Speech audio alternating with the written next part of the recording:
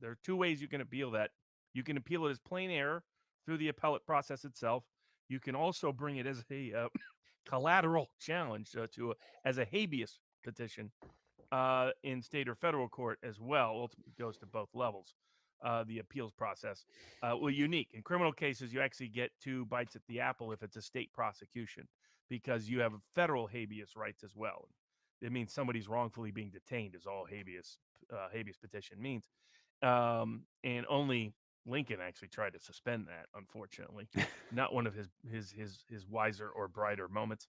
But yes, he has many robust appeals, and the Wisconsin Appeals Court is a mixed court. Wisconsin Supreme Court, which would not have to take the case but could, will likely be a 5-2 conservative court by the time Kyle's appeal got there, and that's why the court of public opinion matters so much.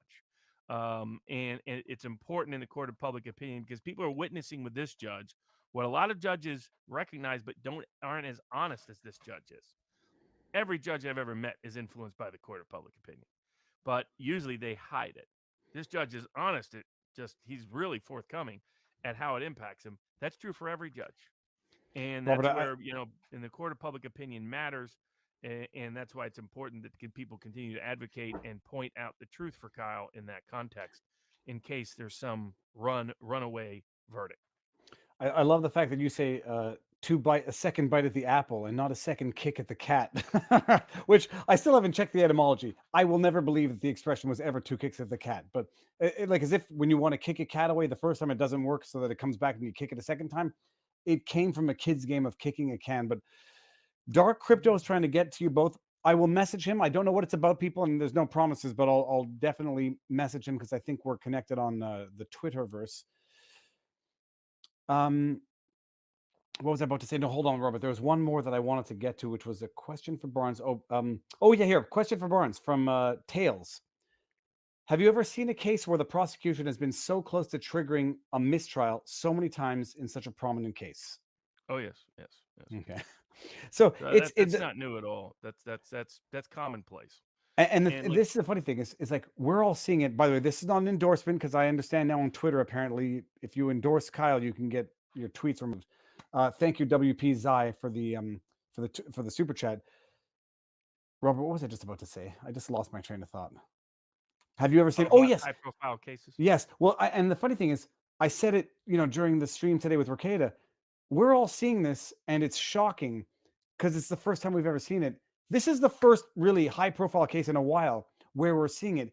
I presume, Robert, I have no direct experience, but I'm just going to make an assumption based on the 100% success rate of corruption in a high-profile case. This happens all the time, and you take even lower level, less politicized, less interesting cases. This just happens through and through, and we're just seeing it. And now we're just going to make the wrong conclusion that this only happens in high-profile cases. This case is only high profile because the general public made it high profile. I presume this happens all the time. Yeah. Tell me I'm wrong, but I know I'm not. Usually worse in lower profile cases.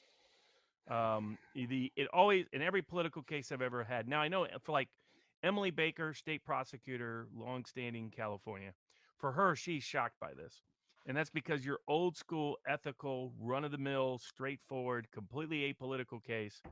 Those cases are much less common that you see it. It's in a lot of the cases that I'm involved with. The only reason they're there is because of corruption at some level of the process, whether it's the judge, whether it's the prosecutor, whether it's the law enforcement agent, whether it's some politician that demanded it go forward. At some level, corruption took place. And it doesn't mean like quid pro quo monetary corruption. It just means somebody not following the ethical duties to do justice and only comply with the rules, the constitutional rules and legal rules that apply to criminal investigations and prosecutions. And the same with a good number of civil cases that I handle. I mean, almost all of my cases are political. It's pretty rare they're not. I mean, it's just the nature of my practice. And so I witness it a lot more often, probably, than most defense lawyers, and have studied the long history of them. So I've been studying criminal cases of this kind going back 200 years. Patrick Henry defended one of the first great political cases.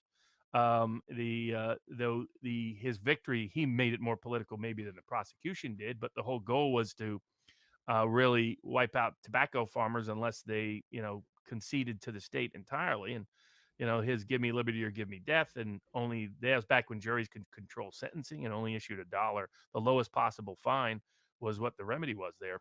But cases have always been political. The play Chicago, which has been made into a movie many times over, it's all about the political nature of court cases. It's inescapable, it's inevitable. And it's a popular subject of film and Broadway and books and TV series for that precise reason. And once you experience it enough, it's pretty. You're ready for it. You're prepared for it. You understand it, and you have to prepare for it, and you have to figure out, strategically how you're going to address it, how you're going to go at it, so on and so forth. And I think the defense here just hasn't done the job they could have done and should have done because the resources were made available for them to do this. Well, If Robert, if you're going to block everybody and say everybody else out, by golly, you better deliver, and they did not. one thing is clear. They did not do the job that you quite clearly could have done because you're saying things now. This is not well, it's not wizardry. It might be wizardry of intellect, but this is not stuff that they did. And we know it because they didn't do it. You're saying it and you are maybe the first person to say it, but you're definitely saying it and it was not done. So they could have done it, but they didn't. Why not? Who knows? Serious question. Does R. Barnes ever sleep? And bringing up my boomer moment, Robert, I never realized I could adjust your mic on my end. I mean, holy crab apples. How's the audio now, people? Now I know I can adjust both my it's only been 2 years, Robert. Okay. No, it's terrible because it's not to play Monday morning quarterback, backseat driver, whatever it is. These are not even things that I would have ever thought of. And these are things that clearly you have already thought of, which were made available. And it's not a question of glory hogging. It's just a question of the pursuit of justice. Yeah, So I mean, I was more than willing to let them take all of the credit. And but what I was not willing to do was stay silent when they refused to allow anyone to help. And I mean anyone. I mean Andrew Bronca, law of self-defense. He was willing to consult on the case. I'm the one who reached out to him. I said he needed to be a critical consultant on this process all the way through. Help prep for opening statements, closing arguments, thematic strategies, legal issues. The guy wrote literally the book Law of Self-Defense. well, and, They and, and I was refused his gonna help. I was gonna just stop you to let you know, everyone know who was watching Ricada today. And what's his first name? It's Bronca's Andrew last name. Andrew Andrew Andrew Bronca, Bronca. Branca, who literally is LSOD, LOSD, Law of Self Defense. It's got a channel. Seems to be He a very wrote success. the leading book on the law of Yeah, self-defense, and titled The Law of Self-Defense. I'm not saying this as though success is the indicator of authority, or that authority, sorry, is the indicator. Which way do I mean this? I'm not saying this as though his success is an indication of his authority. His authority is is defined by his success, because obviously you don't get good at what you're doing if you're not good at what you're doing. He's gotten good at what he's doing, and I did not know that, He's Robert, until done you it mentioned for it now. it's almost all he's done for 25 years. This is, as he points out, it's not practical for an individual criminal defense lawyer to focus on law of self-defense because it's maybe one or two cases a year. So, and usually smaller scale cases, and usually not clean self-defense arguments. So when you got somebody that's all he does, consult on just the use of force and law of self-defense, uh, and you refuse to use them, you refuse to listen to them. I'm sorry, that's not doing your job. And again, if you're going to do that, okay, but by golly, you better perform. And they didn't. I mean, and now we're seeing the consequences. And hopefully, the jury still comes to their senses, and the facts are still overwhelming enough that we get acquittals. But the kids now at risk. And I think what you saw today was some panic by the defense that holy cow, this is not going. And I have reason to believe that David Hancock, at least, thought this would be a no-brainer case and just wouldn't listen to the idea that all David Hancock cared about was money, money, money, money, money, money, money, money, money, money, money. And I kept saying we need to focus on the kid winning. I said I only care about the kid winning. And so the quid pro quo was I'll help you raise money, you help me help the kid win, and make sure that doesn't get shut out. And then they did shut it out after they raised the money and pocketed it. And now they put the kid at risk. And so it's just inexcusable. That might be an audio bite to clip so that people can know what's going on here. And I want to bring this one up. Will be miffed. That's the joke. But do they get to seek defamation damages later only if Kyle gets a full acquittal? Can they also seek defamation damages when a mistrial with prejudice happens? Defense seeking money later. So, well, Robert, let me see if my knowledge of American law is good. Conviction, no defamation. Correct. So I think that goes without saying. The mistrial without prejudice, I do wonder, would that preclude any meaningful defamation against It wouldn't anybody? preclude it. No, because it's the same as a legal acquittal. Mistrial with a prejudice, any dismissal with prejudice is in law in Wisconsin and around the country legal acquittal, because this came up in the Amy Cooper case. That dismissal was with prejudice, no diversion, with prejudice. That means it's legally equal to an acquittal. Okay. It's strange to see BLM and the left advocate for such prosecutorial tactics that they argue unjustly incarcerates a disproportionate number of minorities. Well, no one accused those entities of being morally or politically consistent. I mean, to their credit, some have. Glenn Greenwald has been very consistent about his criticism of this case. So has Alan Dershowitz. yeah, well, I'm sure a few of them are, but Glenn Greenwald Yeah, is but most have public not. and Most have not. he's no, but Greenwald is public enemy number one as well with the left now, as is Dershowitz. It's like the second you call it out, you're public enemy number one. But it is very funny. Just coming back to this, the idea of showing voter ID is racist, and yet vaccination passports are not. It's what happens when you have no principles. Is you have no principles and you have no consistency in your ideologies at any point in time. It's not because you believe them vigorously on one issue and then contradict them vigorously on another that they still make sense. No morals equals no morals, but that's a separate issue. Do you think the defense team is watching this? I sure hope so. One thing's for certain: spread this so far and wide they can't ignore it. It's not a question. Do not solicit, do not harass. Spread it so far and wide it becomes unavoidable, not just for the defense team, not just for Kyle Rittenhouse, not just for Wendy Rittenhouse, but for the world at large, and for, I would say, I presume the jury members are not watching this, so they won't see this. It's educational and informative for people in future circumstances. If you face like circumstances in the future, learn from these experiences so that you become better equipped. Self-education is the first step to self-empowerment. And that's the whole reason this channel exists, is to give that opportunity. Well, the show exists. I shouldn't speak. Don't worry, Robert. I'm not sensitive like that. You're right. The reason why this took off, the reason why this entity took off, my channel, but not just my channel, the lawverse as a whole, is because it's so. I was going to say knowledge is power, and it's a cliche. It is. So you can't get. There's a reason why most dictators kept people illiterate for as long as they could. It's because self-education is critical to self-empowerment. The more you know, the more power you have. Because at the end of the day, the system can't exist without your compliance with it. If you're able to meaningfully and intelligently and informatively push back, you change the power equation entirely. And never underestimate your own ability or capacity to change the world. Your self-education matters. Every person who is more self-educated is more self-empowered, and that changes the entire balance of power. And that's the only way the balance of power has ever changed in the history of the world. And I'm going to tell you this. I didn't hear what you just said for the last 10 seconds, Robert, but I can imagine what you said because I think I know what you said nonetheless. Someone sent me this. I can imagine what you said. There can be no tyrants where there are no slaves. Jose Rizal, who is a Filipino, I don't want to say revolutionary, but very well known. And I said, and it was funny, I had it in the background. I said I was going to put it up on the wall, but I wasn't convinced I agreed with it. And now if I can abstract from the top level view is, okay, no tyrants, no slaves, no tyrants, fine. But typically, nobody makes themselves a slave voluntarily, and tyrants make slaves. So I wasn't sure I agreed with it. But now I understand the deeper meaning. That he came to a realization, did he? Creates the slave of sorts, and which is what the tyrants want to do.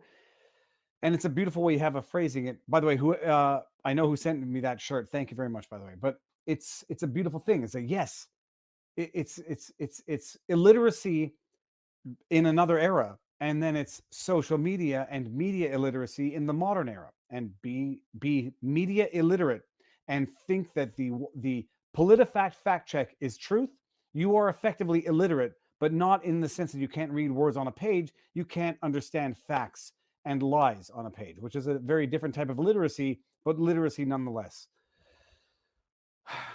Holy cows. Where do we go from here, Robert? What were the other hold on. What were the other issues? I took some notes down here. Oh, the drone footage. Oh my goodness. Thank goodness I take notes because I have no memory anymore. The drone footage, Robert. What's the deal? Let's start with the dropping off of the file of the drone with the prosecution. Do you know details on how they acquired that drone footage in the first place? So it was made. I was made aware last summer that on Tucker Carlson, some video drone footage had been shown that led the defense team to believe there must be FBI drone footage.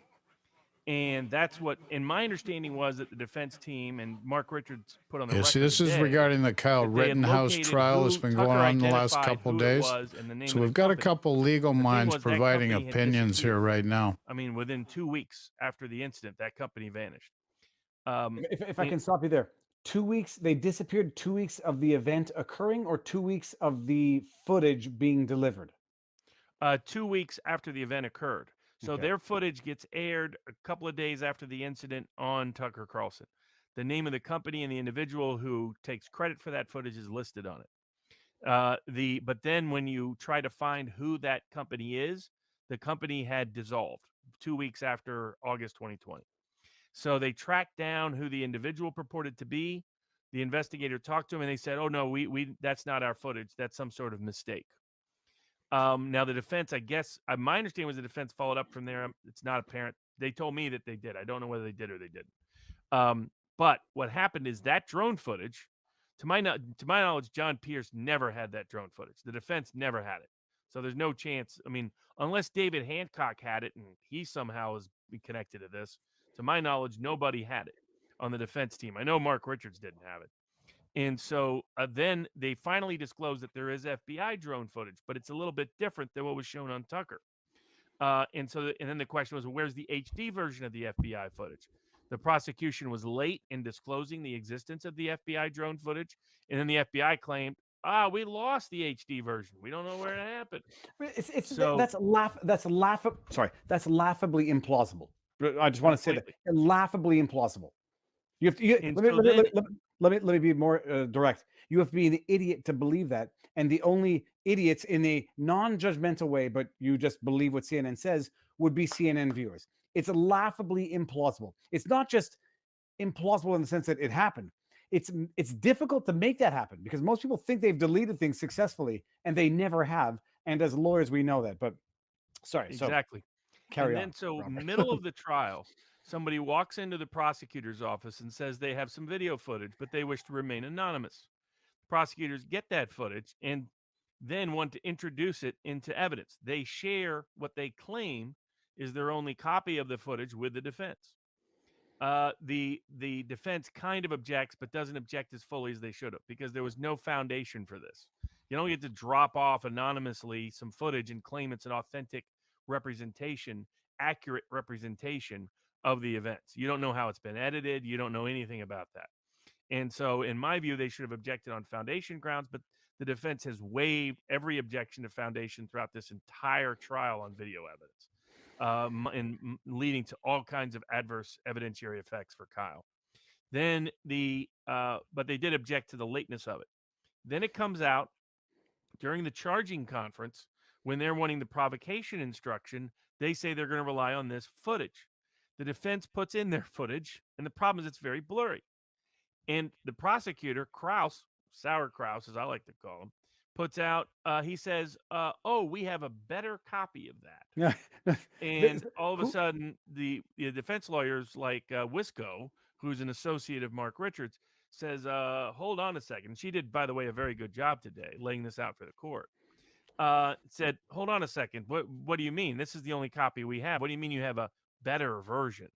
And it came out later that night and over the weekend that the HD high definition resolution of the video had never been produced or provided to the defense. That added to the Monday motion to dismiss with prejudice. and was the sole basis for the motion for mistrial without prejudice this afternoon, because the concern was this video, which they never got to see during trial, didn't get to prepare for, didn't get to have their own expert testimony to impeach or to refute or to rebut or to utilize in their own benefit, is now being highlighted by the jury, and the jury's wanting to see it on a big screen in the courtroom, and which led to the mistrial motion. But so it's another example, and their excuse was not a credible excuse. Their excuse was, oh, somehow it just magically condensed, and they only got the condensed non HD version. It must be because they have an Android phone, Your Honor. That was not a credible explanation. Robert, what at the risk of crashing the stream? Hold on, I think someone just said it right here. I was going to ask. Here we go. At the this guy, I don't know who you are, but I noticed you. I only brought up the one that You can did not see have what's the insult scrolling that was across in that the previous, screen here. Comment. Handbrake. Robert, do you know what handbrake is? Here's another thing I've never seen before. When I present digital evidence into trial, I actually use an expert. I'd recommended that for them in this case too, for the defense. Yeah, but it's a simple process. It's just compressing and decompressing a file. The compressed file and the decompressed file are the same size relative to their state of being, which is either compressed or decompressed. Just boom, boom, boom, boom, because he's a professional. All he does is take evidence, put it in video presentation. He can also help you with opening statement, closing argument, putting the video together, etc. But he's like a paralegal, and he can do it for both sides, so that you can make sure it's competent, capable, and there's no contamination. Like if my guy had been used for this case, the prosecution likely would have gone along with him because he's so much better than anybody they have. You know what he would have found? He would have said, hey, Barnes, there's an HD version of this that the prosecution has. He would have found it right away. That's the problem with not being tech savvy in the courtroom. And so they didn't have that aspect. But the other reason you do that is so you don't use your own laptop to broadcast evidence to the jury, because then it's broadcast to the world, which is what the nitwit prosecutors did. So you can see their screen, you can see how they organize their exhibits, and included on his state exhibit screen were actually two different, Handbrake was one, I forget the name of the other, two different apps whose sole goal is to do the kind of thing that he claimed he wasn't involved in this case. Okay, and I'm going to tell you one thing. I know on my personal laptop, I have nothing that would be incriminating. I have one client file on the screen that, even though that's still public information, I would not want people knowing that. I don't want people drawing the connection. Amen to that. Dude, I mean, it was Krause's computer where he didn't think it through in any sense. But the question is, Robert, so the internet is the infinite knowledge of God. And God in the lower G sense, not the capital G. They are just, you got a million people out there, and they will confer, and they will dig, and they will get the truth. So it's a form of godness.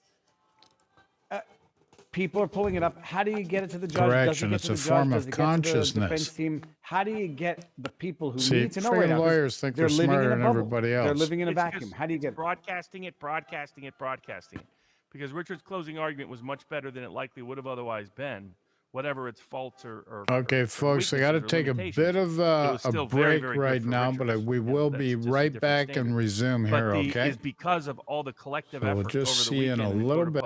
Won't be too long. So people think Any questions? Just throw in chat. We're doing a legal recap of Kyle Rittenhouse jury trial that's been going on the last couple of days. And so these two guys were part of a round robin of about 8 or 9 legal minds earlier that we were watching. So I'll be back in just a bit, folks.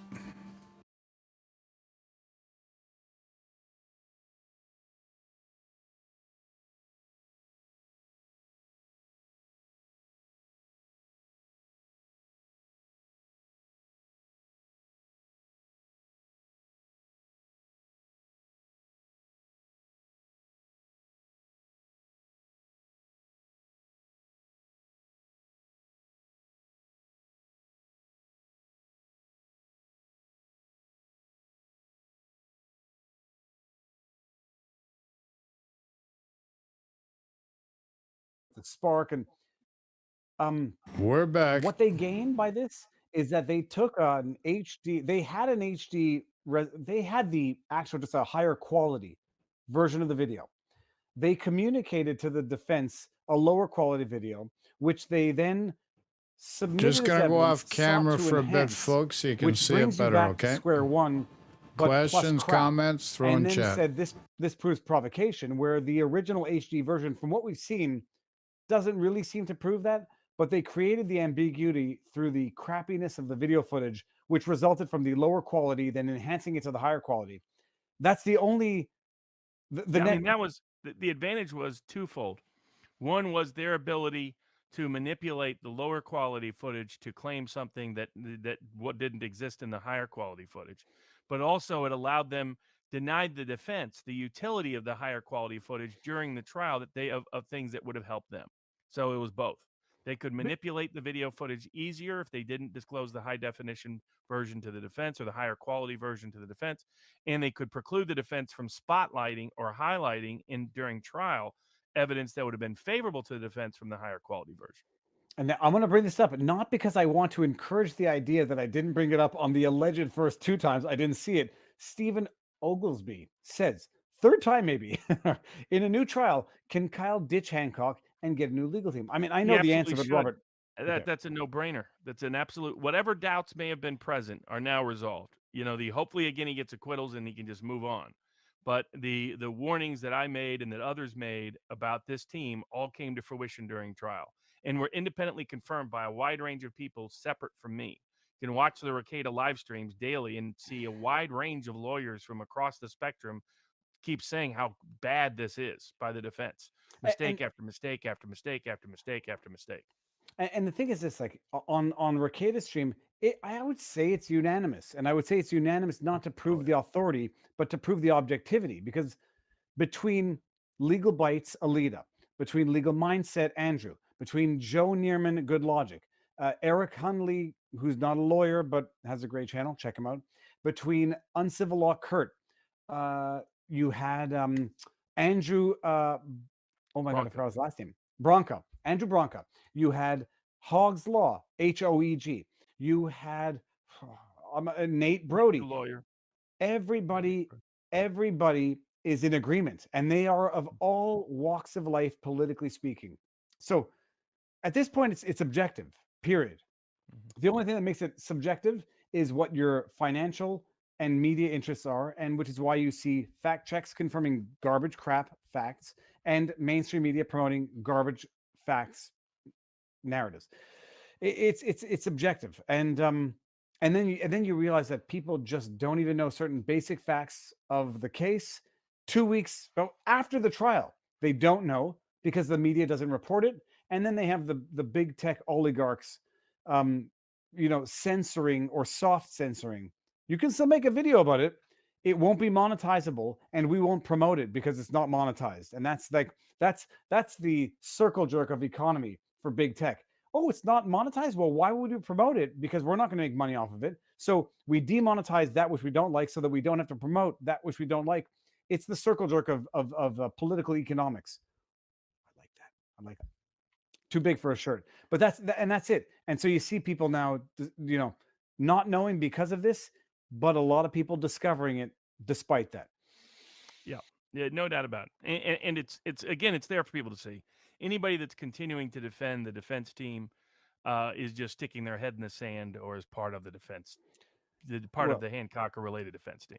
There's no objective, definite. Not a single lawyer on that panel or any lawyer that I know would ever recommend either of these lawyers, but definitely not Richards, ever be hired as lead counsel for any kind of case. That's just from what they've witnessed. That's the reality of it. Definitely not for Kyle's case. I thought that was a middle finger, but it's an actual pointing up. So that's a good sign. And the other one, not such a good sign.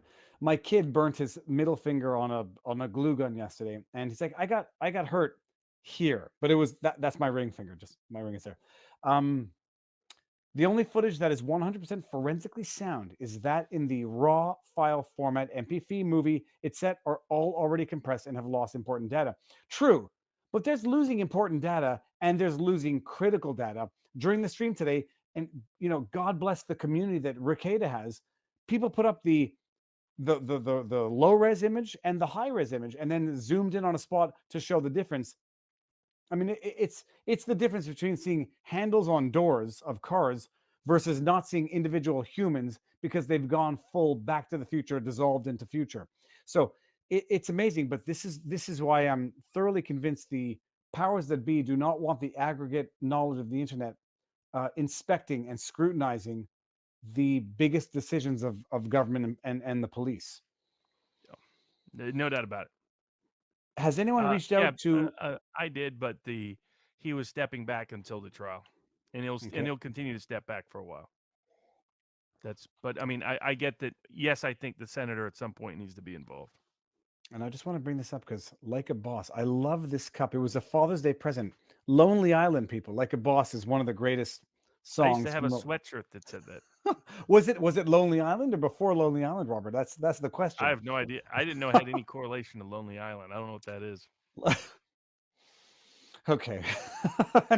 As he sips from his InfoWars mug, yes, that shows our Robert, you're 44 years old, correct? How old? 44? 47. 40. Okay, so a little bit. So we're generationally separated. Lonely Island is the greatest fake rap band of all time. It's Andy Samberg and the boys from SNL. I recognize Samberg. No, and I'm not. I was saying that tongue in cheek. He sings "I'm on a boat."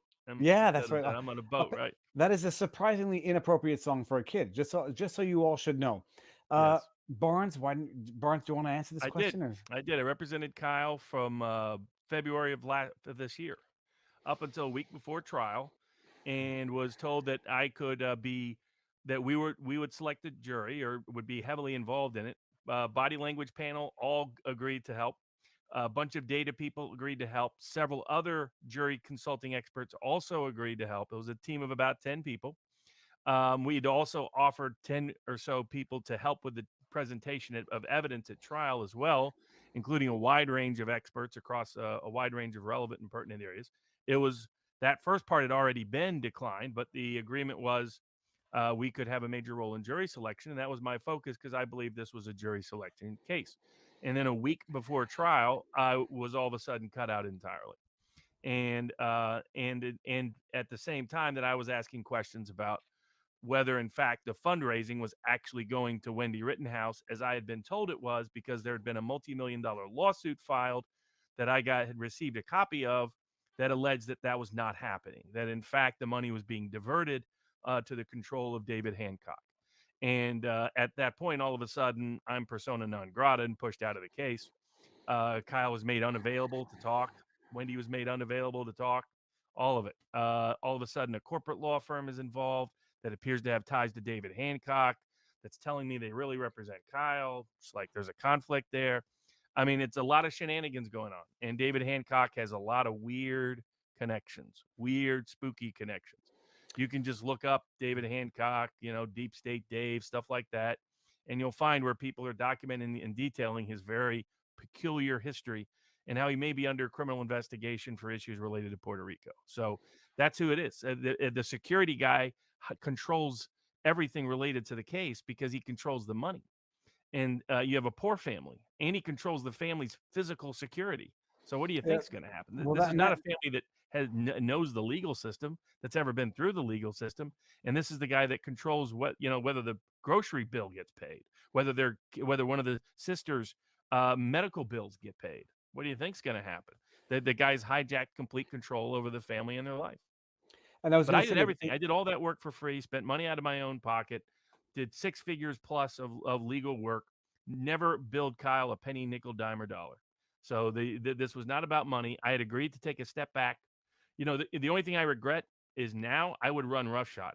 I would come in, make an appearance, force the issue, go whole hog. You have to be mean and vicious. I tend not to be in these situations. I want to work with people, try to let them, if figure out what's their objective, try to meet their objective while also meeting the client's objective. Find a way you can unite the two and not create unnecessary conflict. Unfortunately, in some of these cases, you can't. Apparently the Rumble stream is down, and I got a notification through StreamYard, and I don't think we broke anything on Rumble, but if we did, I'll take it as flattery. But Robert, I mean, that's what I want people to appreciate is your time, and not your time. This is one thing about lawyers. People hate lawyers because how dare they charge $500 an hour for all they're doing is thinking. And I've never charged $250 an hour in my life, Canadian. But how dare a lawyer charge $500 an hour when all they're doing is just sharing their thoughts? It's knowledge acquired through decades of experience and refined knowledge. And when you say you value your time at 6 digits, experience. It's I got a can evaluate our qualitative live and a stream times. It's quantitative very aspect easy, to it. calculatable sort of function. Whatever your hourly rate is, however many streams we've done, everyone out there on the internet, that's your aggregate knowledge value of what you get from these streams, because it is what you get. It's 6 figures without a question. And I know you're relatively selfless in the sense that you're relatively selfless. And I know things that I don't discuss publicly, but when people ask these questions, and I'm glad you answered the question, it's not stuff that was withheld for personal gain, personal profit, or personal what's the word I'm looking for? Not of any kind. If I wanted to be a grifter, if I wanted to make money, I would be a quiet tax lawyer and write my own checks until the day is long.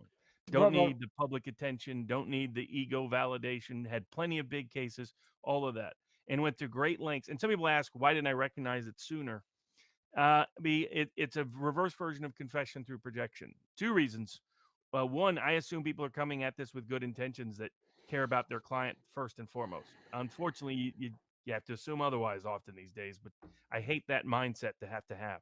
But the second was I was directly assured that we would have a major role in jury selection all the way through. And I knew if we picked the jury, they could be the most incompetent rubes at trial, period. The facts were so overwhelming, we picked the right jury, it's going to be straight acquittals. People have now seen that in live time. That despite all the mistakes of defense, everybody was pretty much convinced that came into this with any objective view that wasn't prejudiced against Kyle. Even some people who came in prejudiced against Kyle, David Packman, others, reversed their opinion. Questions, throw it in chat there, folks. In the case after witnessing the evidence. If you had any degree of openness toward the evidence itself was so overwhelming that there was, because as you note, it was all videotaped. But even the state's own witnesses making critical admission after admission after admission in favor of Kyle on the stand, because that's what the facts are, that the only real risk here was jury selection. And I thought, as long as they gave me jury selection, I don't care about the rest. And they can even take credit for the jury selection. I won't say that we're doing it. I won't take a major public role in relationship to it. And then at the last minute, they pulled the rug out from under us. Maybe they never intended to do it. I don't know. I just know they unnecessarily put a kid at risk. And honestly, I never assume a lawyer will do that. I'll say one thing now. I'm smarter than Robert in one respect. I never trust anybody. It took me a long time to even trust Robert. Or to assume that Robert was not. I don't know what I have to exploit in the world, but I'm skeptical of everybody without exception. Except my wife. She's proven to be the most trustworthy person on the face of the planet. Even my kids don't trust a thing they say. But Robert, and I'm saying it tongue in cheek, is that you had your expectation of what you thought this was about, and you imposed that on others. It's confession through projection, but not in the self-condemning way. It's more like in the, I guess it's self-condemning. You were naively thinking everyone was as altruistic or looking out for the interests of others. That maybe they are. Maybe this all ends well. And if it ends well, then I'm as happy as anybody. So and hopefully that still is the case. And again, I think there's still a very good chance that is the case. But it was just unnecessary to be here to take this kind of risk because of whatever was driving them. But and for other younger lawyers out there, learn from this as well. You'd never live in such a bubble, never have such a big ego that you don't take advice and don't welcome feedback and don't welcome ideas. There's always going to be people that have other ideas. It's the confrontation of ideas that often leads to the best ideas. That's part one. And I've been doing this a long time, and I always seek out opinions. I mean, when I'm thinking about a case, I talk to bartenders, I talk to waitresses, I talk to stewardesses, I talk to taxi cab drivers and Uber drivers. I talk to anybody about some aspect of it to see what are the feedbacks, what are the ideas. That's why I poll it extensively. That's why we do focus groups and mock trials. I mean, not like, don't do a long mock trial, do a short one so that actually gives you information, doesn't confuse or contort the case. Because you recognize in this business, there's no way you're going to have a perfect insight into the case. And so borrow from other people liberally, and don't get caught in associating it has to be done my way, it has to be any of those things. And again, you can be the final decision maker if that's what you want. I used to work with a lawyer who was always obsessed with being the HFMIC, and you can get, or HMFIC. That's actually it. Hold on. HMFIC, the hot mother effer in charge. Yeah, the head never heard it in my never heard it in my life, by the way. That's my strength in life. And I was always like, why do we got to do it that way? Let's just take everybody's feedback. Let's take care of everybody's advice. Let's let the best idea win. I mean, there's plenty of things that I would have other lawyers do in a case if the opportunity afforded me, because I'm skilled in some areas, not in other areas. So there are other people that would be better for particular witnesses, better clients, better certain cases, certain clients, certain adversaries, you name it. It's in my view, it's the devolution of the legal trade. There's always been ego. Ego's always been an issue. But look at how Johnny Cochran handled the OJ case. That is how you handle even huge ego defense lawyers. He did a brilliant, masterful job at putting everybody in the right place to maximize their skill set. He even kept F. Lee Bailey, who was infamously difficult to work with, directed and channeled. I mean, that's how. And why? Because Johnny only cared about winning for his client. Put that first, and everything else will come easy.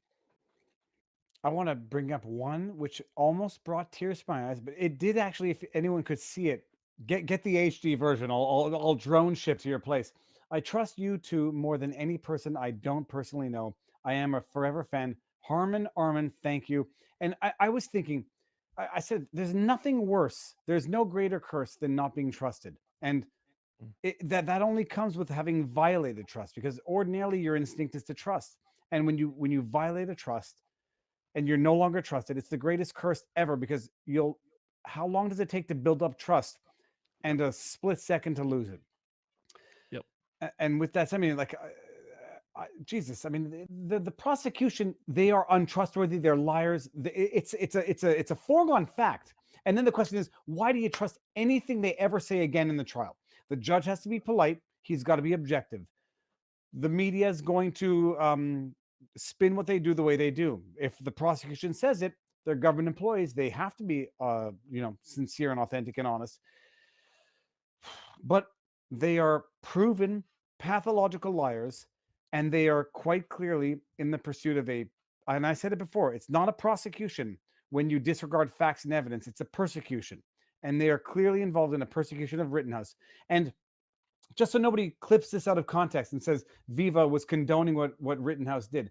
The greatest tragedy of this entire thing is that Rittenhouse had to do what he did because the authorities did not do what they ought to have done. And they forced ordinary citizens, not just one or two, because even when I started this case, I thought Rittenhouse was one or two, maybe five, showed up with AR-15s. There were, Robert, am I wrong? Close to 100 people with AR-15s. I mean, at least we saw. There were a lot of people with major guns there that night. So we were led to believe this dude Rittenhouse, a crazy white supremacist lunatic who showed up to shoot black people, who ended up actually shooting 3 white people, one of which was a convicted pedophile. For anybody on the jury who's watching and shouldn't be. He was defending minority, immigrant, women-owned businesses from destruction by people who were yelling the N-word at anybody they could that night. I'm just waiting for someone, by the way, to meme a shoot me Binger, like shoot me Binger, and then put in Binger with his finger on the trigger, pointing at the jury. Meme that, people of the internet, like Rosenbaum saying "shoot me Binger," and then Binger with his finger on the trigger. This is who you're dealing with. You're dealing with Binger defending Rosenbaum. And the fact that he was a convicted pedophile was not known by Rittenhouse at the time. But according to Krauss, the theory of the case, if you're being attacked by a lunatic who's attacking a guy with a gun, your sole cause for self-defense is to drop the gun and go fisticuffs. And that's. Oh, by the way, Robert, sometimes you just have to take a beating. And then you said, and I didn't even put it together, if anyone on that jury pool has been subject to domestic abuse, no gender, just anyone who's been beaten in their lives, might not agree with that. Yeah. How you Anybody have that's been bullied, anybody that's been threatened, it's not just people who've taken a beating, but people who've been bullied and threatened and did things they didn't want to do because of the threat of violence or force against them. So I mean that was, and again, I think the prosecution decided after watching juror reactions that their only chance was a mistrial to hold out, and they argued inflammatory evidence to their side of the aisle. And the mistake of the defense was not doing a jury selection that kept those people from being on the jury pool. And again, there were ways to do so because it was about a third that were hardcore biased, and there was about a group of 17 questions we identified that would filter out pretty much all of them. Plus, when you have a week to do data dives before then you can get all that information and intel. So and what I'm encouraging is whatever it's not bad grapes about this case. It's educational to everybody out there. Learn how to do this. If you're a lawyer, if you're part of a case, learn the value of jury selection. Don't pretend your view of the case is going to be the jury's view of the case. Understand the value of polling beforehand. Understand the value of doing versions of mock trials, but limited focus groups. If you can't afford that, do it in your everyday life with everyday people as much and as often as possible, and do probing, meaningful jury selection. Learn about motivated reasoning. I mean, why do we have some of the body language people on? Why do we have some Scott Adams on? These people educate you about how people really think, including the key decision makers in your cases. And if you're going to be a better lawyer, if you're going to be, or just a better advocate in any part of your life, you need to learn these things and quit. Don't pretend, as Mark Richards did, that the jury will think about, or this judge did, that the jury will think like you do about the case. And someone had just said, and let me just see if I can bring up that super chat. I don't know what IOLTA is, and so I just hope it's not in bad. the States, it's interest on lawyer trust accounts. Okay. So they're separate accounts that you set up that are trust accounts that are monitored by the state, and that you can't take the money out except under specific circumstances. I had proposed that option, and it was turned down by David Hancock. No comment, but derive your own conclusions based on the defense now proposing a mistrial without prejudice, which would be very lucrative in theory for certain interests. Does anyone agree that the judge needs to be more tech savvy?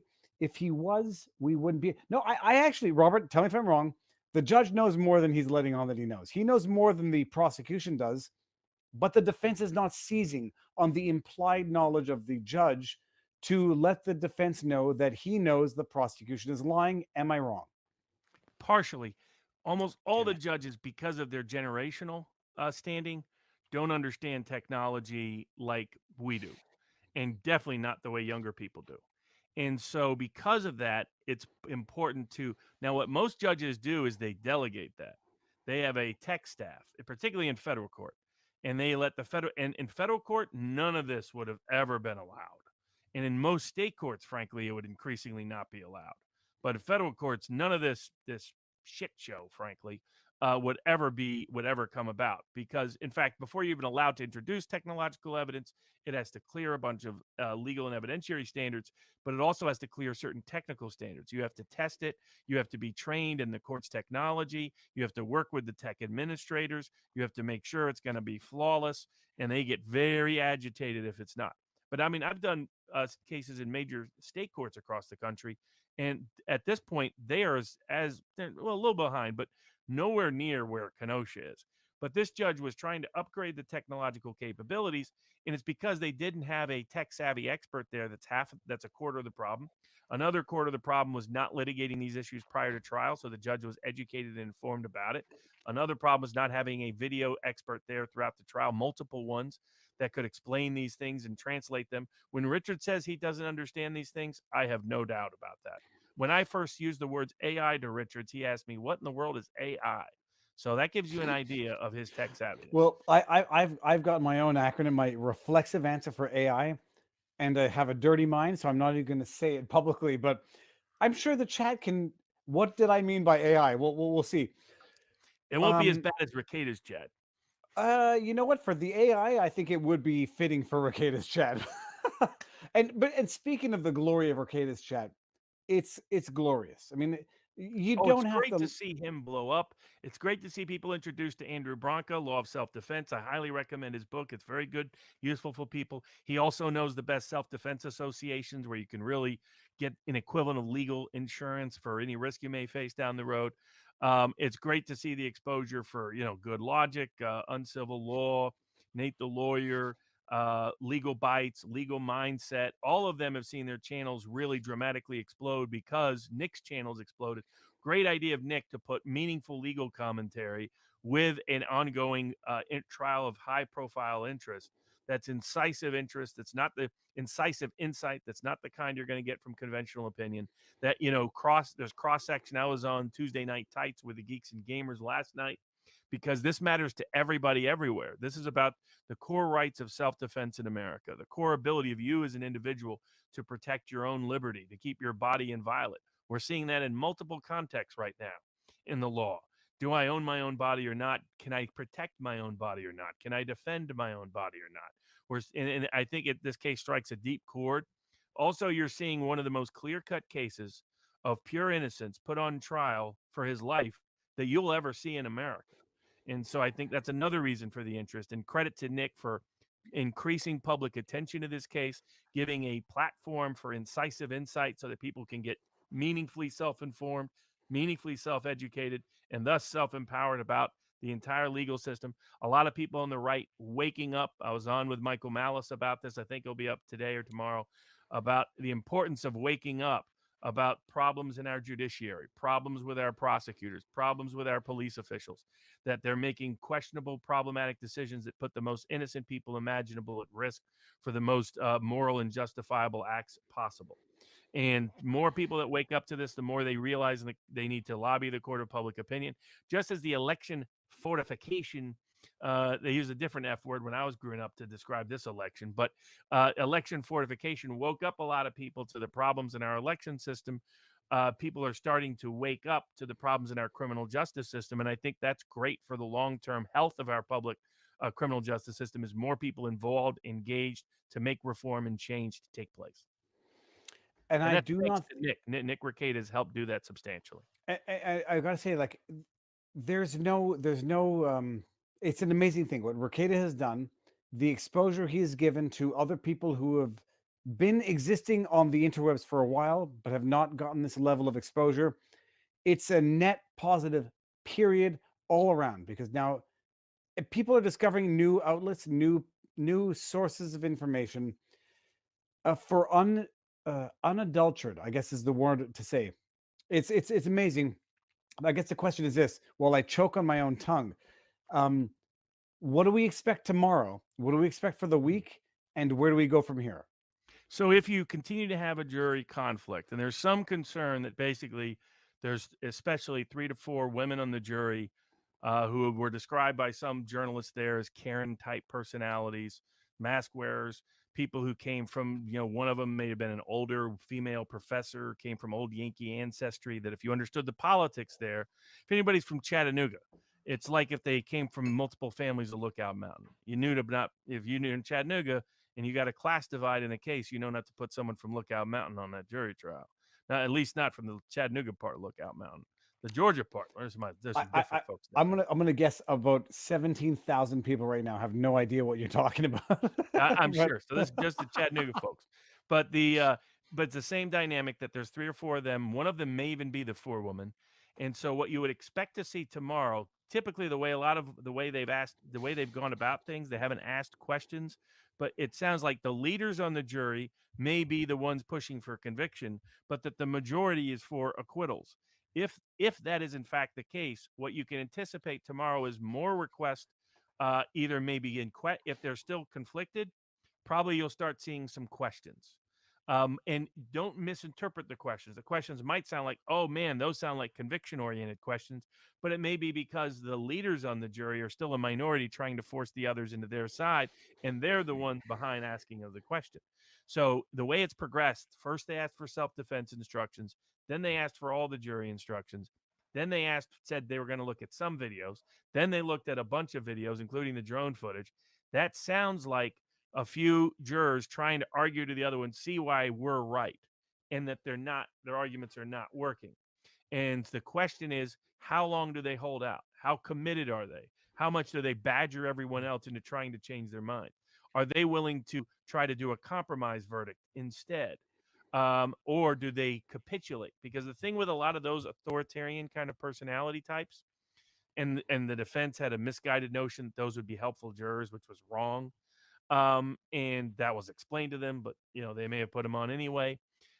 Is that they have difficulty being rejected by a majority of people.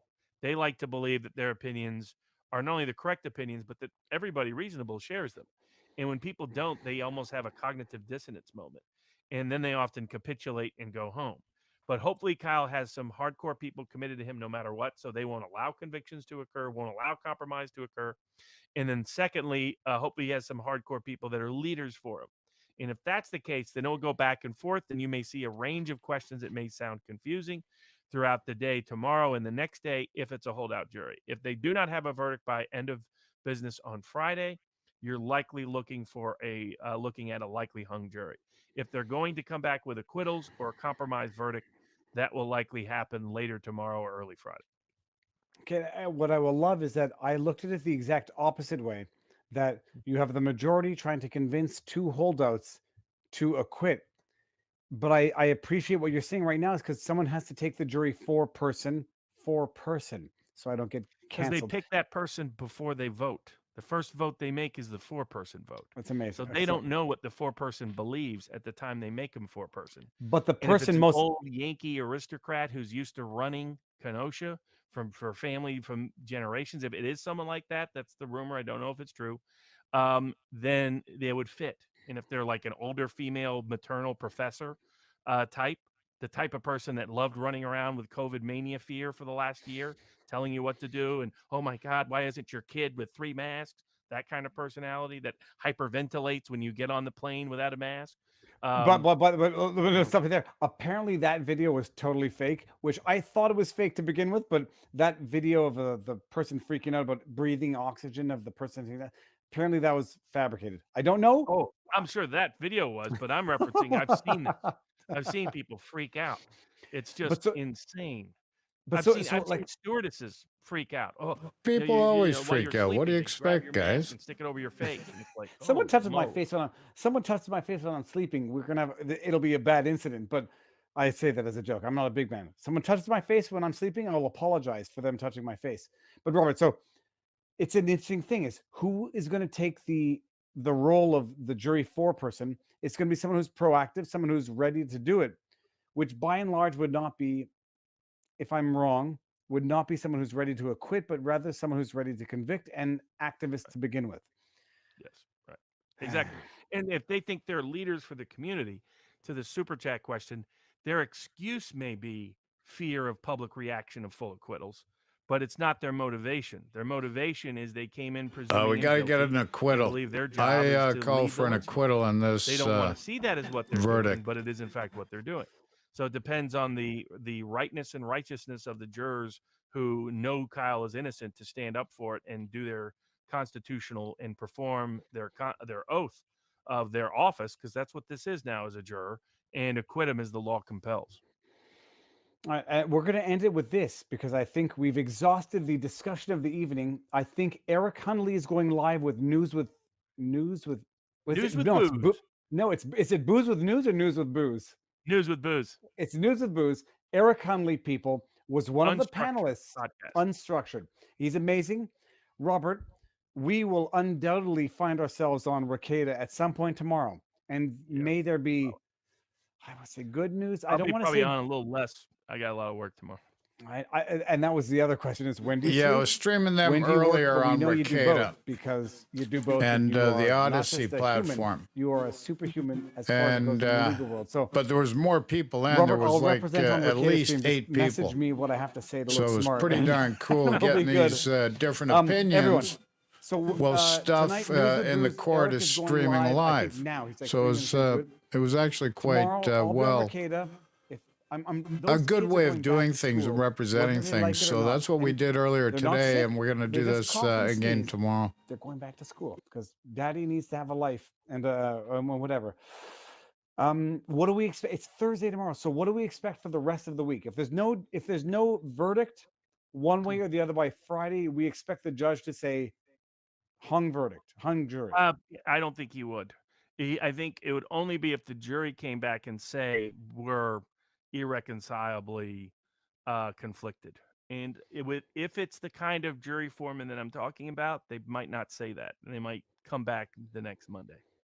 Oh my goodness, can you imagine? By the way, I'm not going to say this to be cynical. There's not a snowball's chance in hell that these jury members are not reading, listening, or discussing the file right now. The snowball's chance in hell. Well, the other thing is, I can't imagine them going through Thanksgiving. Yeah, but you look at the evidence. This is a clear-cut case. Kid got in over his head. Should never have been there, obviously. No doubt about it. A week from tomorrow. But okay, if it's a bona fide self-defense. I won't. Do I? He was, I don't know why. The victims were not victims; they were the aggressors, and that was his reaction to their aggression. That is what's happened. Sean is a really good cook. He's also a pastor. It became a hot zone, really good cook. So and people did things they probably wouldn't normally. But that's what happens sometimes. It's unfortunate. It's a bad situation, no matter which way you turn. But that's what it was. I say there's a number of ways to. I don't like the term hung jury, period. I don't like using it, which you might realize I don't use the term. I will say an undecided jury, but yeah. Robert, okay, amazing.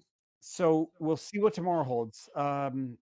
What do you expect for tomorrow in particular? Like what happens baby, tomorrow. I think if I'm right about things that it will probably go another day. Ugh. But I'm hoping for acquittals by Friday morning. That's what I'm hoping for. All right, good. I'm going to end with this. Thanks, guys. Phenomenal. We are phenomenal, Robert. We not just that, you're phenomenal, and I suck off your phenomenalness to leech out a bit of my own phenomenalness. Okay, so vivabarneslaw.locals.com is where you can find us on Locals. Anytime, Rumble lads. is the other place. Here, Robert has been popping into Rekida's stream, and just to give the other lawyers props, Robert, if I forget someone, let me know. You've got Legal Bites Alita. Sorry, go for it. I was saying one addendum. Eric Hunley, Unstructured, I believe, is going to have the behavior panel on tomorrow. They were on recently on Dr. Phil, and people can listen to their advice and ask yourself, would I like those people to help me pick a jury? Would I like those people to help give me insights on a witness? Would I like those people to help me prep for a jury? That's what Mark Richards turned down. But more importantly, think about that for your future cases. If anybody out there knows a case, has a case, is a lawyer, is involved with it, this is the kind of expertise you should start to tap into, because these guys are fantastic. But you can see another interview with them with Eric Hunley tomorrow on his Unstructured show. Sweet. And do it, because they are amazing. Hunley's amazing. Joe Neerman, Good Logic. Alita, Legal Bites. Andrew, Legal Mindset. Oh, Jesus. Hoax Law. Oh, yeah, Legal Bites. Yeah, I thought she was also hot. on the panel. Runkle of the Bailey. Runkle of the Bailey, but who else am I forgetting? I'm forgetting a ton of people right now. There's a guy, there's Matt, there's obviously Good Logic, maybe you already mentioned him. Yeah, uncivil law. The legal verse, the lawyer verse of YouTube is exponentially growing. But you'll see yes, them, it and seems from what I gather in that representation you just made. Listen to everybody, because knowledge is power, even if you disagree. Yeah, always. So with that said, people, I'm gonna just close it. Oh, News with Booze is live now. So when you leave here, there's a lot of people. Go check out News with Booze. Robert, stick around. We'll say our proper goodbyes. Everyone in the chat, thank you very much. I'm sorry I didn't get to all the super chats, but I appreciate it. And let's keep this thanks, guys. Going. Thank you very much. Take care, and maybe catch up again tomorrow. A big, bright Robert Gruler. We are shining a big, bright spotlight of sunlight on the world. A spotlight of sunlight. Peace out. Amen.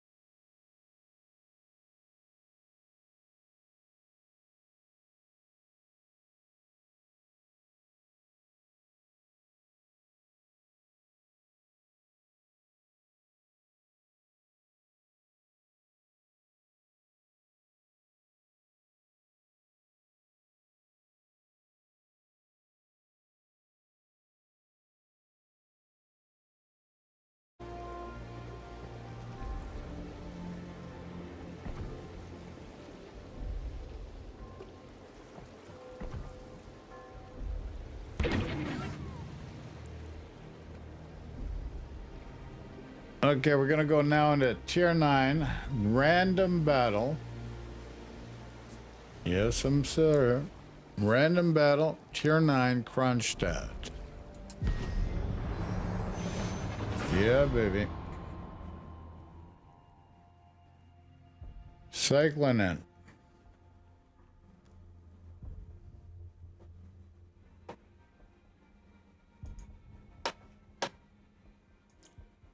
Now, folks, if there's any issues with the audio or video, just slam it in chat, let me know, and thank you kindly.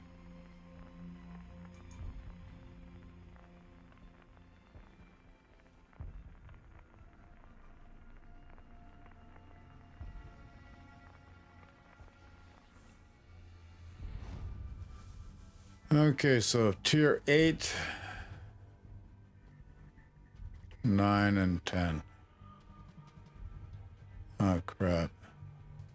CVs. Well, Kronstadt is really lacking in the AA department, so that's what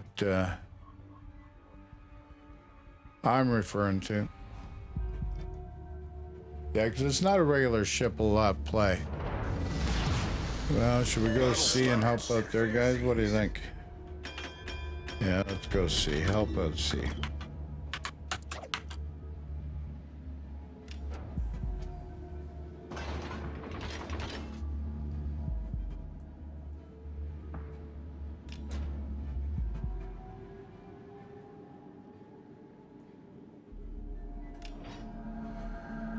Okie dokie.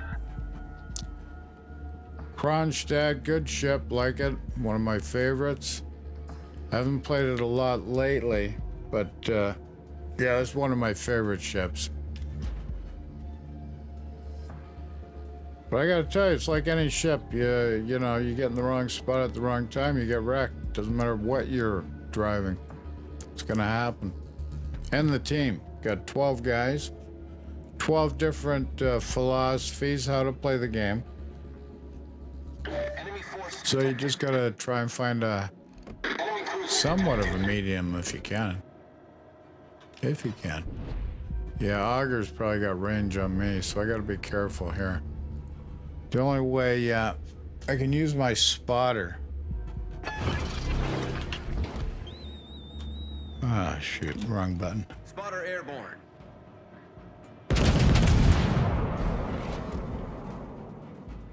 There's a scouting drive.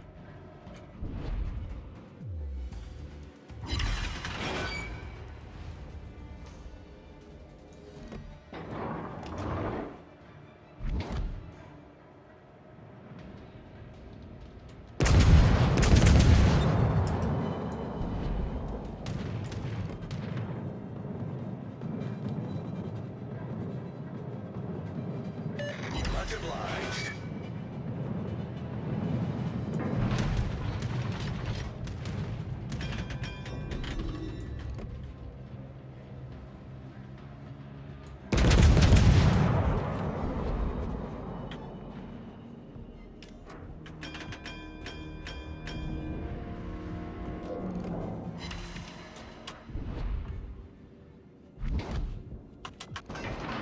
Enemy destroyer detected.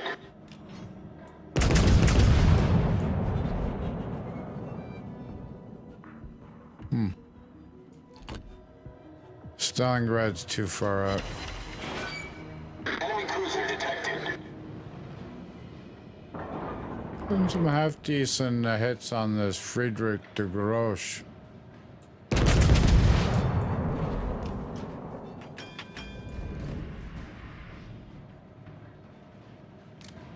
Spotter returning to ship.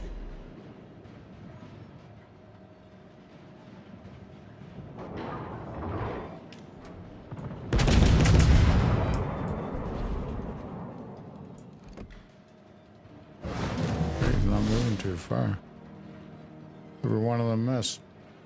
Everyone missed, my goodness. Goodness gracious.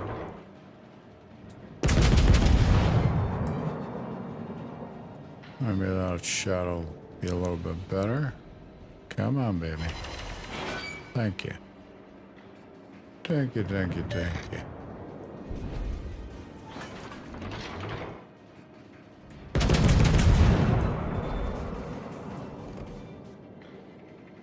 He's still too far away. Nice, sneaking away. Come on, buddies.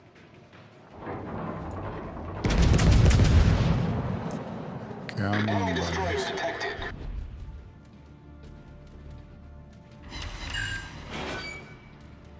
Nice.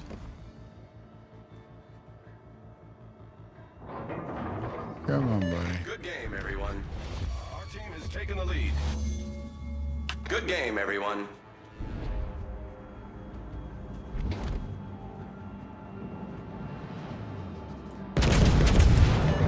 Anti-aircraft fire support. Enemy battleship sighted.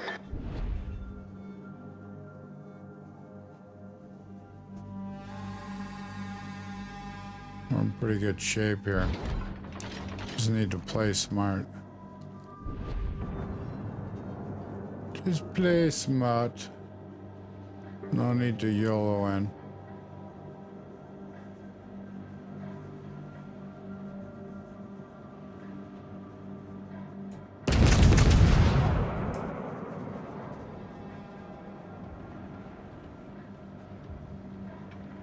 What is going on there? That's too much.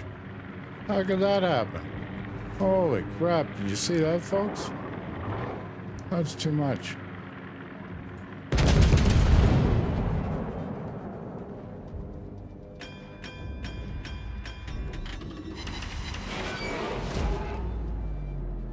Holy crap.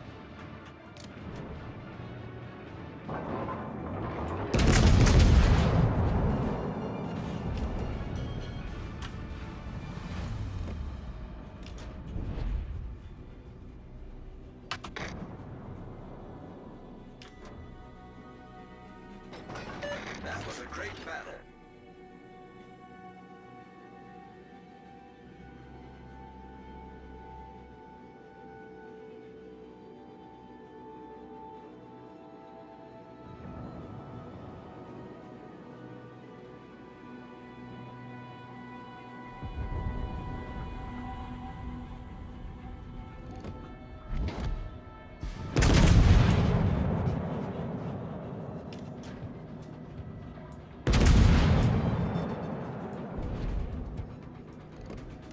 Enemy cruiser sighted.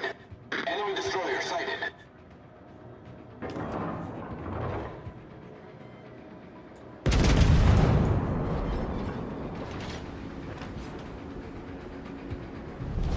Our victory is in sight. Come on. Come here, Brick.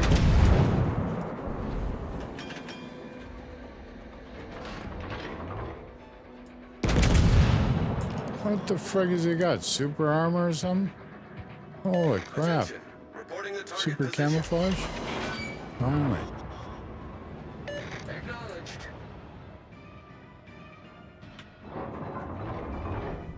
Enemy cruiser sighted.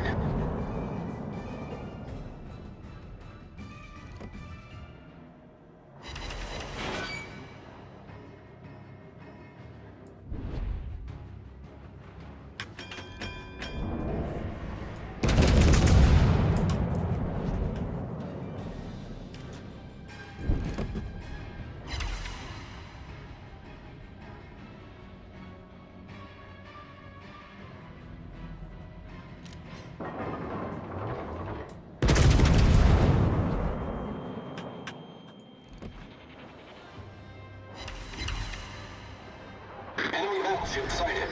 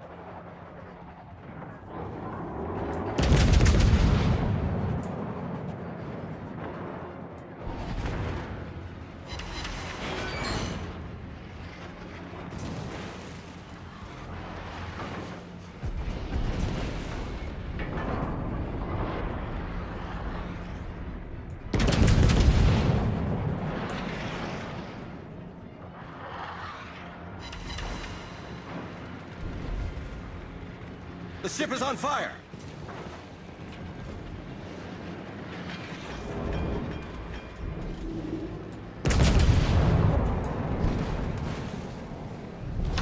Our victory is in sight.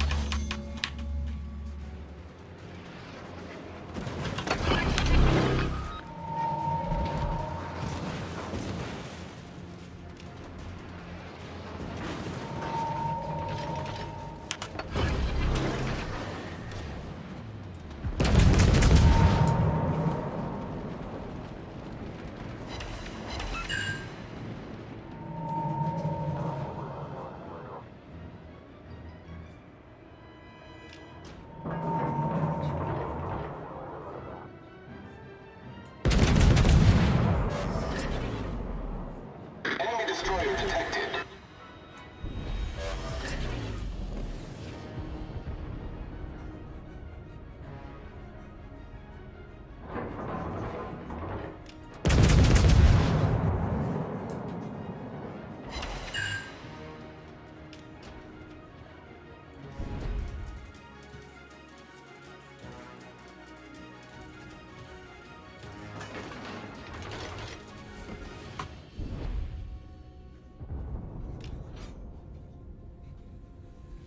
I need intelligence data.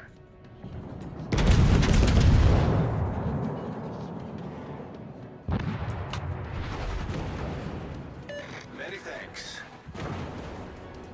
Good show.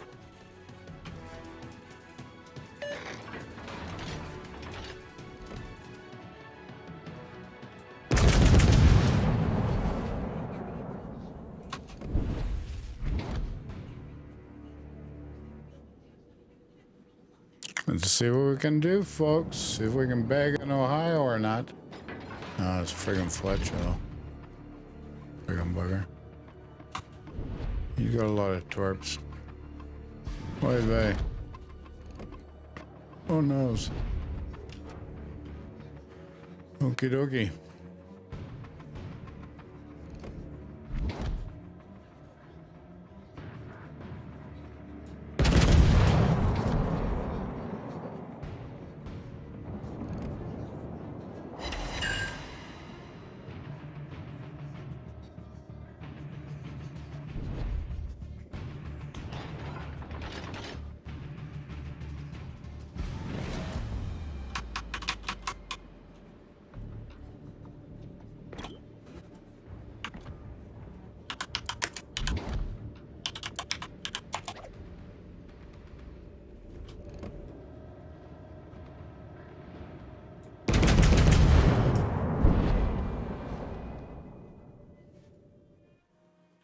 Okay, we got the win there, folks.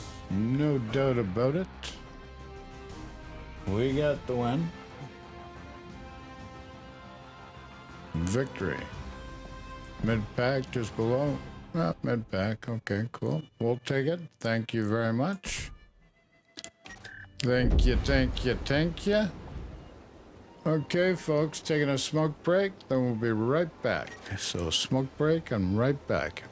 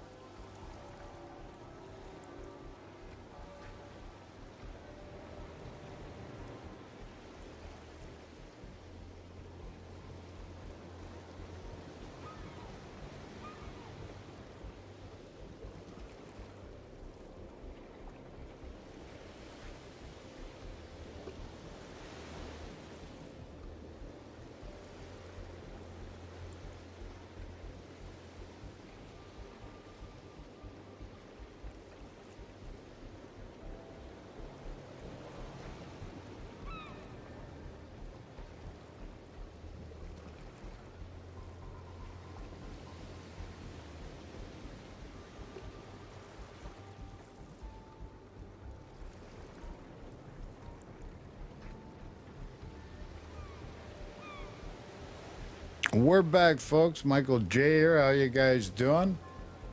We're gonna switch over to the Moskva. The Tier 10 Russian cruiser. Moskva. Now we're just gonna switch our commander over. So we just had a battle on the Tier 9 Kronstadt. Managed to pull off a win. And credit's not bad. Didn't do too bad. Not great game, but not too bad. Team won. Perfect. So let's see what we get from the daily container.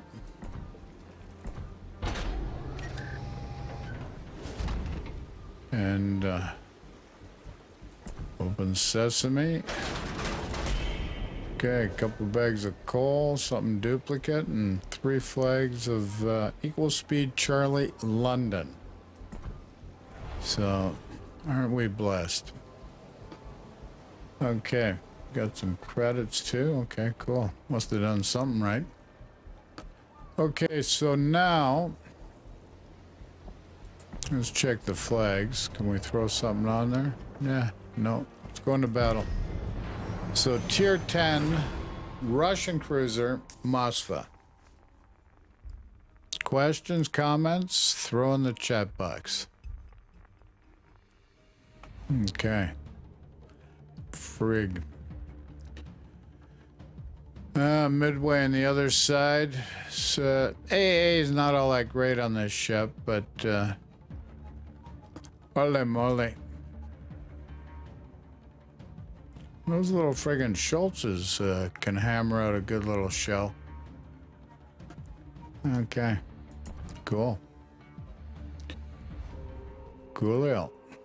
Okay. Check the mini-map. Yeah. Gonna go A. Battle starts. Going A, lads. Going A. Wise guy. Yuck, yuck, yuck.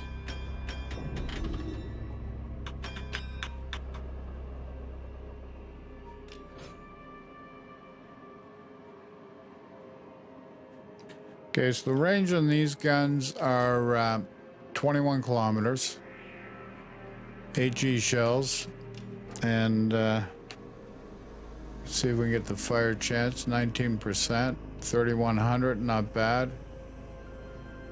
Reload's not bad. So.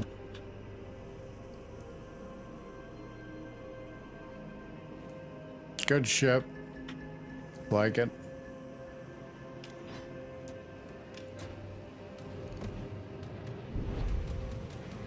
I really like the shell arcs on this.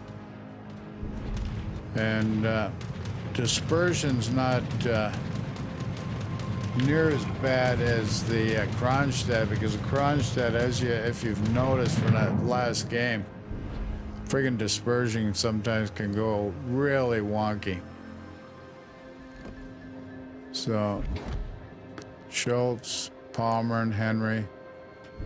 Well, all good range ships too. Concentrate fire on the enemy warship.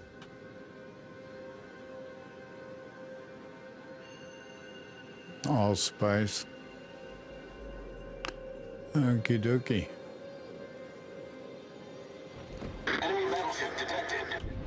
No shoot, eh?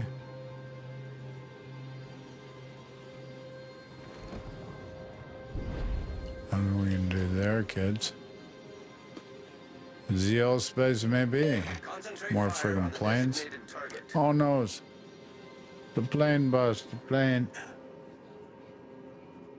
Okie dokie. There's Mogador. Gotcha, there's a Fletcher. Oh crap. All space within range now. All stations requesting fire on the designated target. See if we can get a shot in the DD. Yeah, we got a good shot maybe here.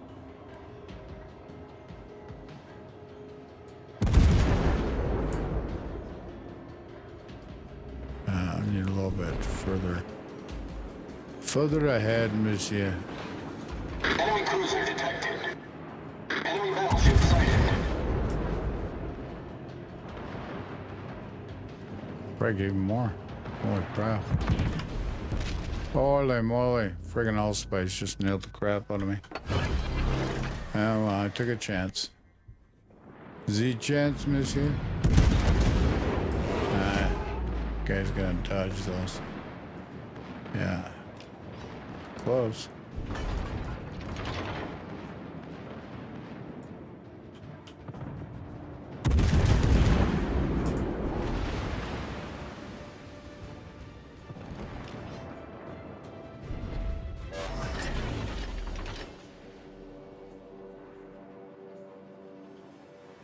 Huh. Where'd that allspice go? What am I detected by? Okay, 4 minutes in, nobody's lost a ship.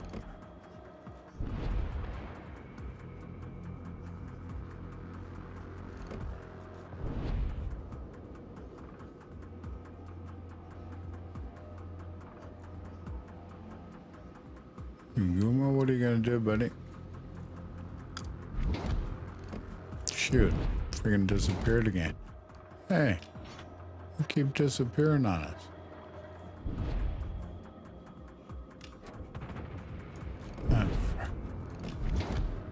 Get the bomber too. Crap. Everybody seems to be friggin' dropping off. They're getting the caps. Holy moly.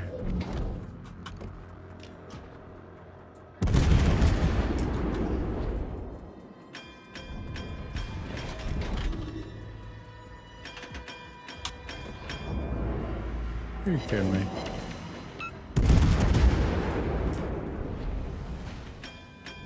Ah, crap. There's the allspice too. The allspice and the Henry. I need help.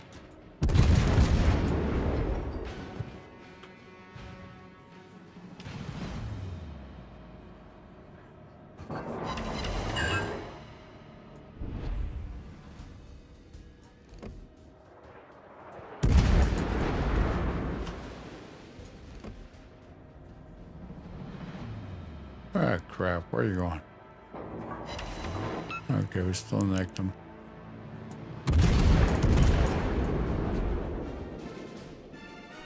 Still nicked them, buds. Friggin' move it around.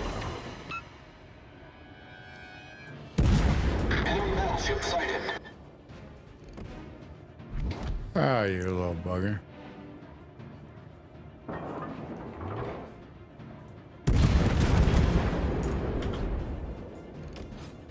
Come on. Holy crap. Capture that area. Concentrate fire on the enemy warship.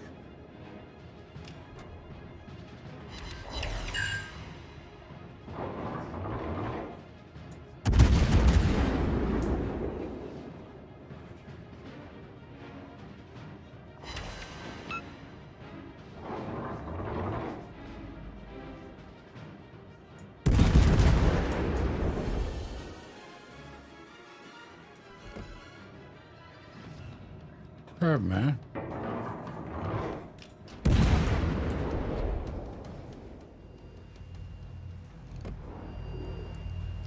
Enemy cruiser sighted.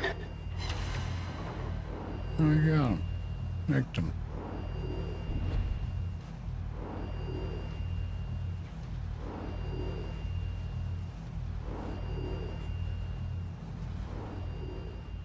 Okay, we're down 3, they're down 3. That's never a good sign, folks. Not a good sign. But not bad. Not bad. Could be worse. But Henry's guns. See if we can get a beat on this friggin' allspice. Friggin' motor or pain in the ass. Ah, friggin' planes. Look at the planes, boss.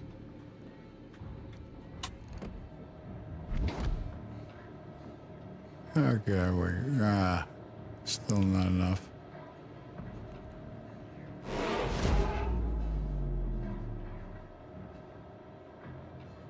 Okay. Hope we can get there just around. Okay.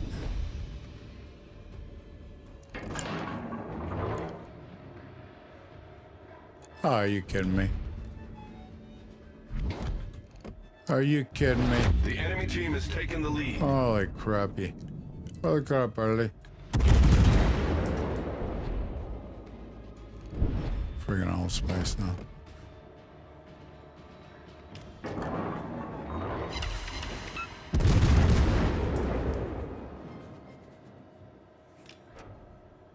Zero space. Come on, baby.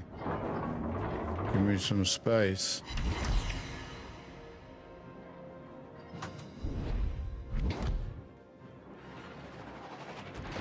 Z. Henry, yeah.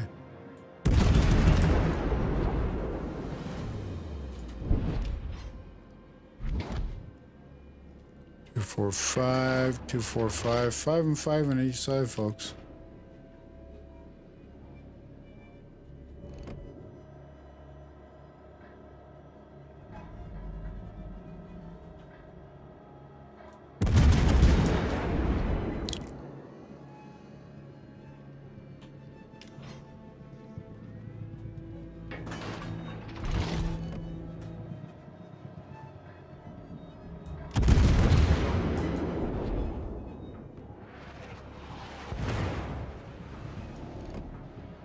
Enemy battleship detected.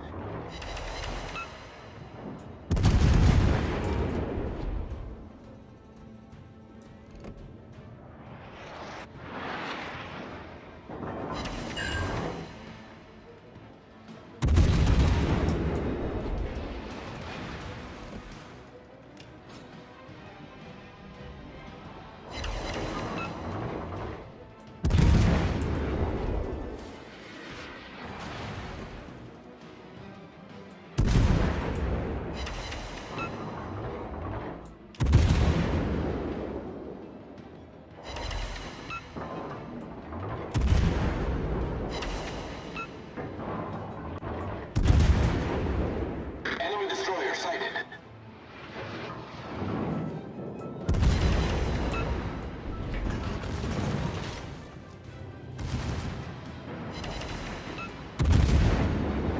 Torpedoes, dead ahead. The ship is on fire. Torpedoes, direct front. Hull breach. We're taking on water quickly.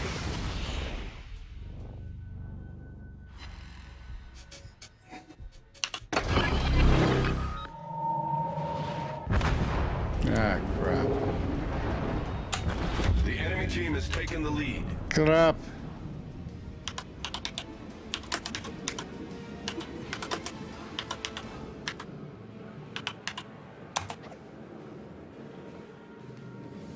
He got to me. He got a good shot there.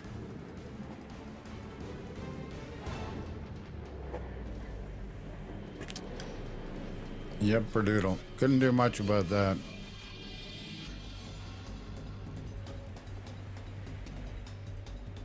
Caught between the DD and then the Nakamov, which are CV. At least he knew where the DD was, so. We still got a good chance of pulling this game out of the fire pit, folks. Just be patient. Just be patient. Let's take a look at who's where, so you can get an overview here. The Allspice, the Zumo. Is that friggin' Iowa? Full health Iowa. What the frick is he doing? Don't go chasing, guys. Just pull back. Just consolidate your points. We can pull off a win.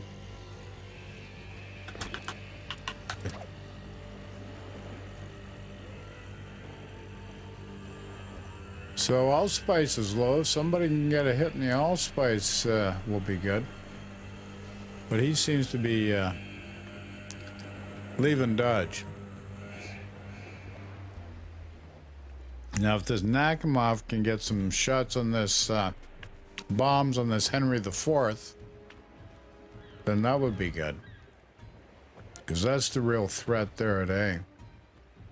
The Henry. That's where the Minnesota shouldn't bother with the Iowa. Him and the Howland head over to A where the Henry is. Take out the Henry. Why fight? Well, if you take the allspice out, but then the friggin' Iowa. Maybe the Iowa's AFK. Could be. Huh, didn't realize. We got an AFK, wonder.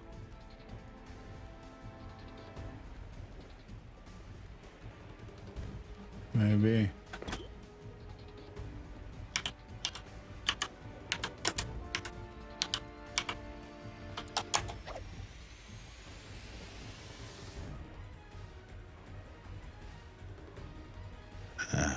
Sorry.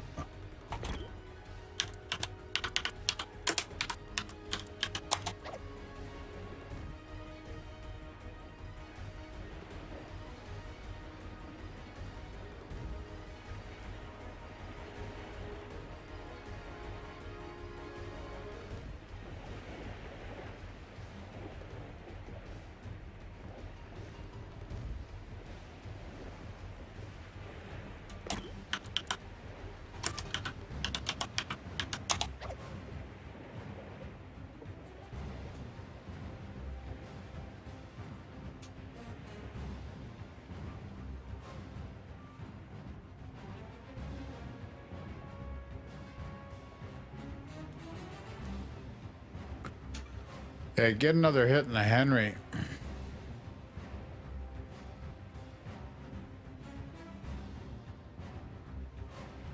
Attention, reporting the target position.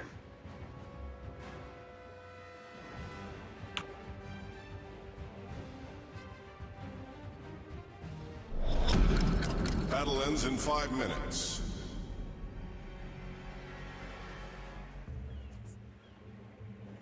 Cool.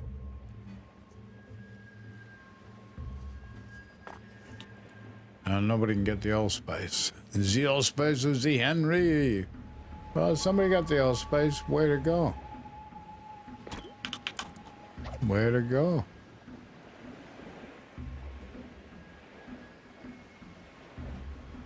Shoot, Midway took out our Howland, though. Somebody can take out the Henry. Would be nice.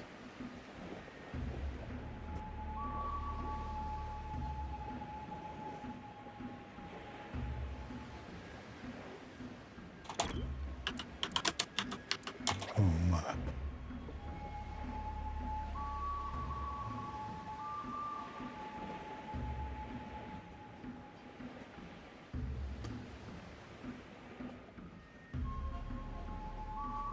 Yeah.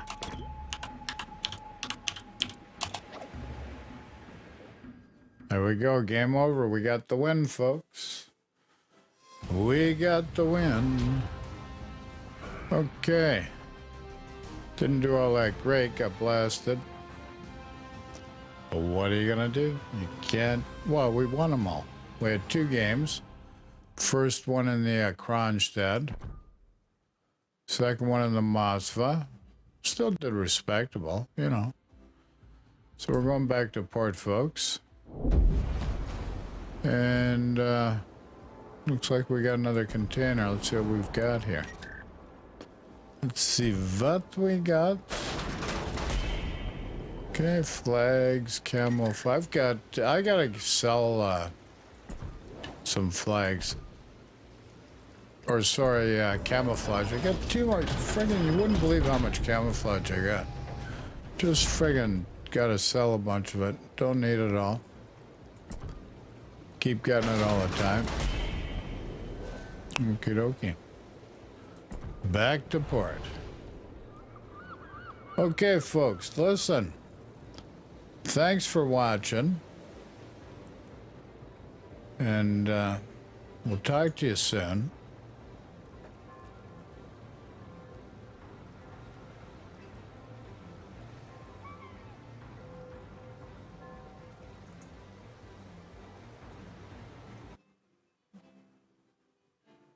And folks, remember, stay safe. So very important. COVID-19 is still real. Stay safe. Be safe. Remember, your health, it's absolutely priceless. So take care of it. All the best. Talk to you soon. Ciao for now. Take care.